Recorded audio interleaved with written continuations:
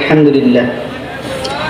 হাজী শওকত কাদিজা মারকাজুল উলুম কওমি মাদ্রাসা ও এলাকাবাসীর উদ্যোগে ওয়াজ ও দোয়ার মাহফিলের উপস্থিত আছেন আজকের মাহফিলের সম্মানিত সভাপতি শ্রদ্ধেয় উস্তাদ হযরত মাওলানা মুশাররফ হোসেন লোকমান সাহেব, শিক্ষক সুলতানপুর দাখিল মাদ্রাসা। আল্লাহ তাআলা আজকের মাহফিলের সভাপতিকে হায়াতে তৈয়বা সিহাতে কুল্লিয়া দান করুক। সকলে আওয়াজ করে পড়ছে আমিন। আজকের মাহফিলের সহসভাপতি হযরত মাওলানা এবিএম ফজলুল হক সাহেব, শিক্ষক অবসরপ্রাপ্ত মুহাদ্দিস আলিম মাদ্রাসা। আল্লাহ তাআলা হুজুরকে হায়াতে তৈয়বা দান করুক। সকলে পড়ছে আমিন। আমার পরে সকল উলামায়ে কেরামগণ আলোচনা করবেন। আমার উস্তাদ ইসমাইল হোসেন মুফিদি সাহেব আলোচনা করবেন, আব্দুল কাইয়ুম জামি সাহেব আলোচনা করবেন এবং আজকের মাহফিলের মধ্যমণি মুফাসসির কোরআন হযরত মাওলানা ফারুক আহমদ কাসিমি সাহেব উনিও উপস্থিত আছেন, কথা বলবেন। আচ্ছা, আমরা যদি অল্প সময় কথা বলি আপনারা শুনতে রাজি আছেন না নাই? একটা চিৎকার মেরে বলেন, শুনতে রাজি আছেন না নাই? আপনারা কি মাহফিল হওয়াতে খুশি না বেজার? কম না বেশি? বেশির আওয়াজ আসতে হয় না জোরে হয়? আমি বুড়া না স্যাংরা? বুঝতে পারছে কোন যে? তাহলে স্যাংরা করার আওয়াজ কি কেমন হইব? ফুতাই না গরম মজার আওয়াজ কি আসতে হবে না জোরে হবে? তাহলে একটা তাকবীর মারেন জোরে। যারা বাহিরে আছে তারা যেন সিধে বিদে আসে প্যান্ডেলের দিতে। কথা বলেন ঠিক কিনা? একবার জোরে সরে বলেন লিল্লাহি তাকবীর। আরেকটা আওয়াজ হইতে চাই লিল্লাহি তাকবীর। আমি আজকে আপনাদের সামনে কথা বলবো পবিত্র কালাম থেকে একখানা আয়াতে কারিমা তেলাওয়াত করেছি, যেটা পবিত্র কোরআনের 3 নম্বর সূরা সূরাতুল আল ইমরান এর 133 নম্বর আয়াত তেলাওয়াত করেছি। এর থেকে কিছু কথা বলবো। ওয়ামা তাওফিকি ইল্লা বিল্লাহ আলাইহি তাওয়াক্কালতু ওয়া ইলাইহিল মুনীব। যদি আল্লাহ তাআলা যদি আমাকে নিয়ামত দান করে কিছু কথা বলবো। আপনারা কি শুনতে রাজি আছেন? এই প্যান্ডেলে যারা বসছেন তাদের ব্যাপারে সহিহ মুসলিমে 2999 নম্বর একটি হাদিস আছে, যে হাদিসটা বর্ণনা করেছেন হযরতে আবু হুরায়রা রাদিয়াল্লাহু তাআলা আনহু। তিনি বলেন, লা ইয়াকউদু কাওমান ইয়াযকুরুনাল্লাহ ইল্লা হাফাতহুমুল মালায়েকা ওয়া গাশিয়াতহুমুর রাহমা ওয়া নাযালাত আলাইহিমুস সাকিনা যাকারাহুমুল্লাহ ফী মান ইনদা। চিৎকার মেরে বলেন আল্লাহু আকবার। আল্লাহর নবীর সাহাবী হযরতে আবু হুরায়রা রাদিয়াল্লাহু তাআলা আনহু থেকে বর্ণিত, আল্লাহর নবী মুহাম্মদ সাল্লাল্লাহু আলাইহি ওয়াসাল্লাম বলেন, লা ইয়াকউদু কাওমান ইয়াযকুরুনাল্লাহ ইল্লা হাফাতহুমুল মালায়েকা ওয়া গাশিয়াতহুমুর রাহমা।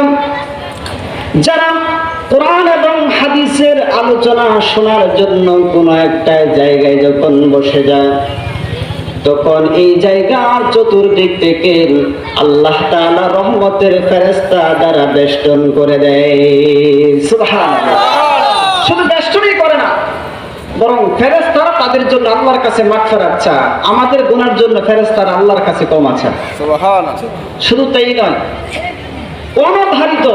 অবধারিত আল্লাহর পক্ষ থেকে রহমতের সাকিনা আল্লাহ তাআলা এই ছোট্ট স্প্যান্ডেলটার ভিতরে নাজিল করেন। আপনারা কি রহমতের ভাগীদার হতে চাই কি চাই না?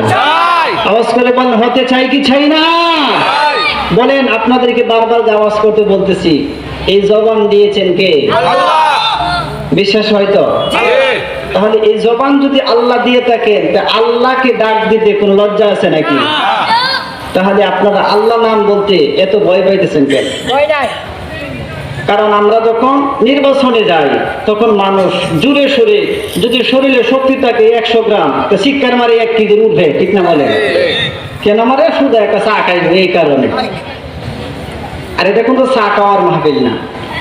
এই মাহফিলে বসলে হাদিসের মধ্যে পাওয়া যায়, যতক্ষণ পর্যন্ত ভিতরে থাকবেন এতক্ষণ পর্যন্ত পিছনের গুনাহ মাফ হবে, আর আমলনামার মধ্যে নেকের আমল ভারী হতে থাকবে। চিৎকার আল্লাহু আকবার।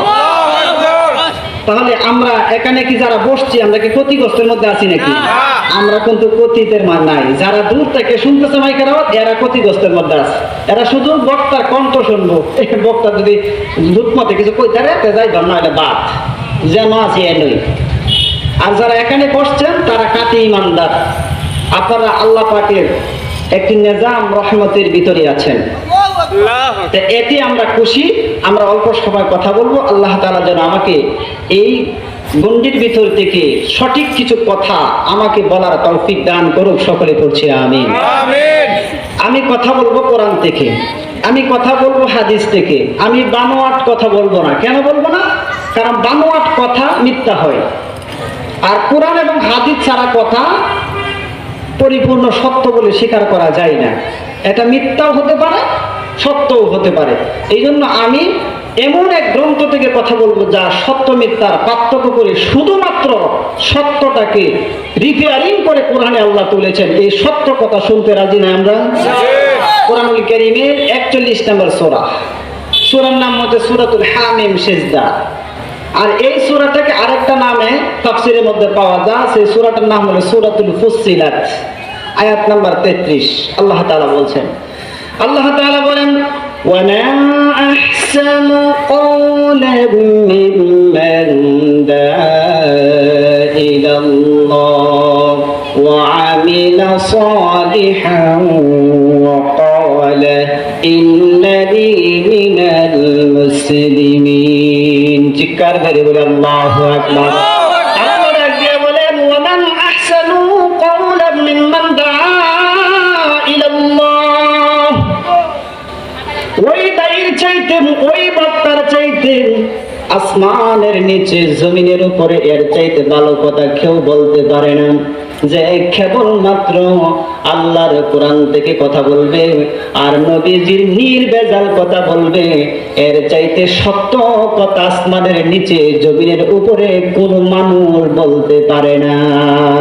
ঠিক না বলে? এই কোরআন থেকে নির্ভেজাল কথা শুনতে গেলে আপনাদের উপরে দুইটা নিয়ম আছে।